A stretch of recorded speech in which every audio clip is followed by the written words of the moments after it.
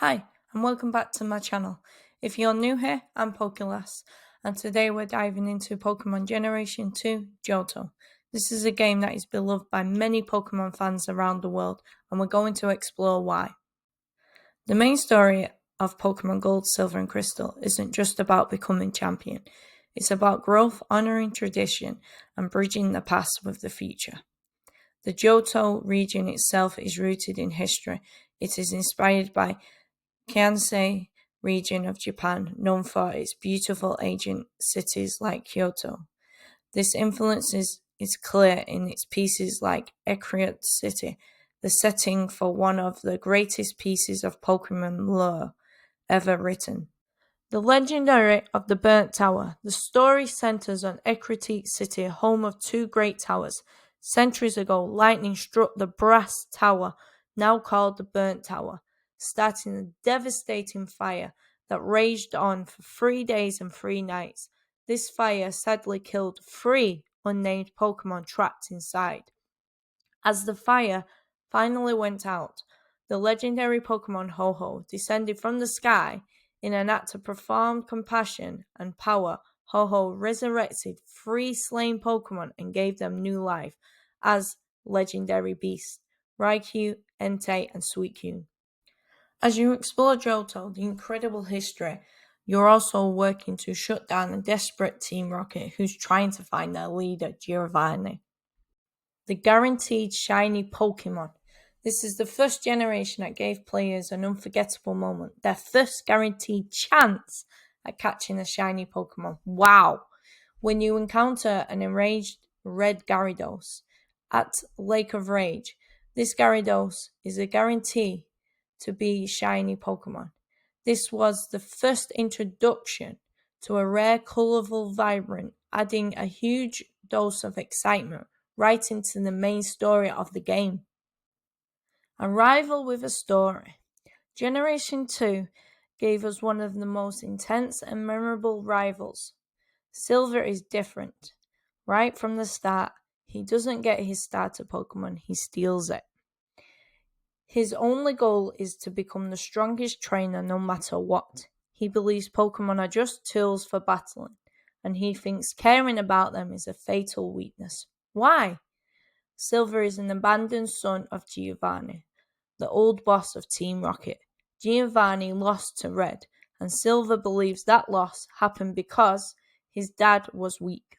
So Silver acts cold and tough, trying to avoid making the same mistakes his father did.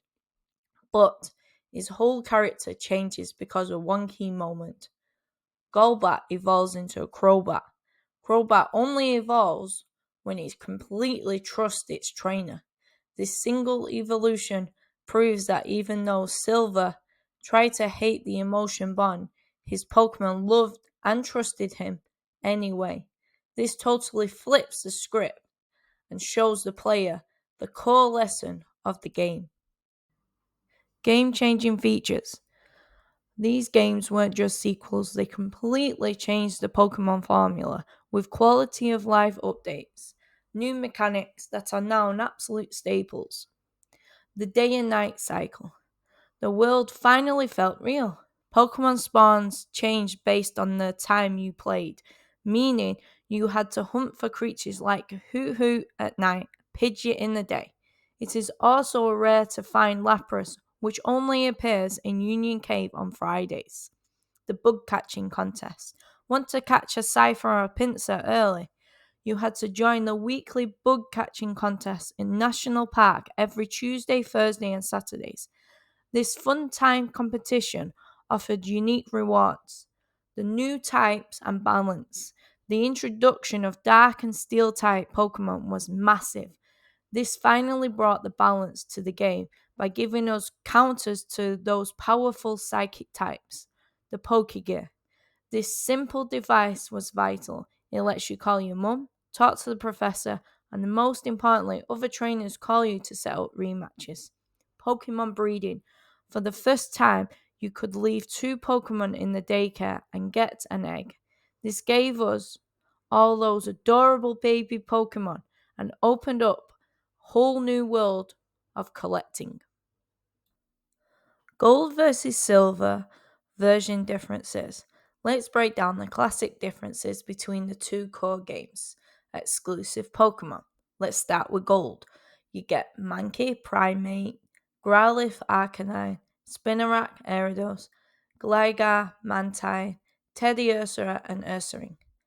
Silver exclusives. You get Vulpix and Ninetales, Meowth Persian, Ladybra Lydian, Delibird, Skarmory, Vampire, and Donphan. The legendary Pokemon. While you can catch both legendaries in both games, the versions you owned dictated when and how you encountered them. For instance, Pokémon Gold. Before the league, you can catch a level 40 Ho-Ho. And after you've completed the Pokemon League, you can catch a level 70 Lugia. Pokemon Silver, it switches. Then you can get a level 40 Lugia before the Pokemon League. And after you've completed the Pokemon League, you can catch a level 70 Ho-Ho. Now, in these games, they also had signature moves. Now, in Pokemon Gold, Ho-Ho would get Sacred Fire. In Pokemon Silver, Lugia would get Aeroblast. The only other differences between the pair is the sprites, specifically the Pokemon visual designs. Pokemon Crystal. It wasn't just the third version, it was the ultimate expanded version of Johto experience. New features and legendaries. The choice. For the first time in the main series game, you could choose between a male and female player character. Animated sprites. Pokemon sprites came to life. They were upgraded with animations when they entered battle, making every fight feel more dramatic. Suicune starring role. Suicune became the official mascot and got its own plotline.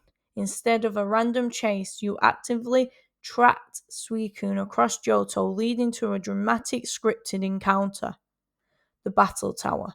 Crystal gave us the very first Battle Tower.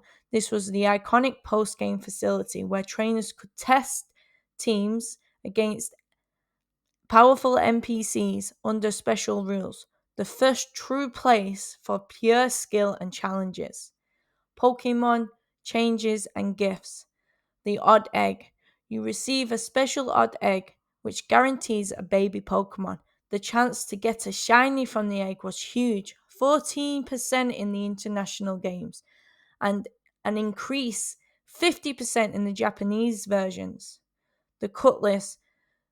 To make room for the encounters, some Pokemon were made unavailable, including the lines of Moeep, Vulpix, Girafarig, and Mankey. The grand finale, Return to Kanto. The post-game content in Generation 2 is often cited as the greatest in the series, effectively doubling the game's content after Johto League is defeated, exploring the entire Kanto region. Instead of the game ending, you are granted access to the entire Kanto region from Generation 1. This is a massive expansion and allows you to continue exploring, training, and collecting. The 16 Badge Challenge. Generation 2 is the only main series game where you can collect 16 gym badges. You challenge all 8 Kanto gym leaders again. The Kanto gym leaders have all powered up their teams, providing a fresh and difficult challenge. The ultimate boss, Red. The icy slopes at Mount Silver. The legendary silent protagonist Generation 1, Red, represents the ultimate challenge in the series, featuring an incredible powerful team. His team includes his level 81 Pikachu, making the battle one of the hardest and most memorable in Pokemon history. And that brings us to an end of our deep dive into Johto. It's truly incredible to look back and realize how much Gold, Silver, and Crystal delivered. Not only did we get a rich and beautiful new region, but we also got a fundamental mechanics that still define the franchise today. And of course, giving us 16 gym badges in the final climate showdown with Red cemented this generation as a masterpiece. So, I want to hear from you. But what do you think? Is Johto truly the greatest region of all times? Let me know, which generation do you think takes the crown? Down in the comments below. Thank you for watching.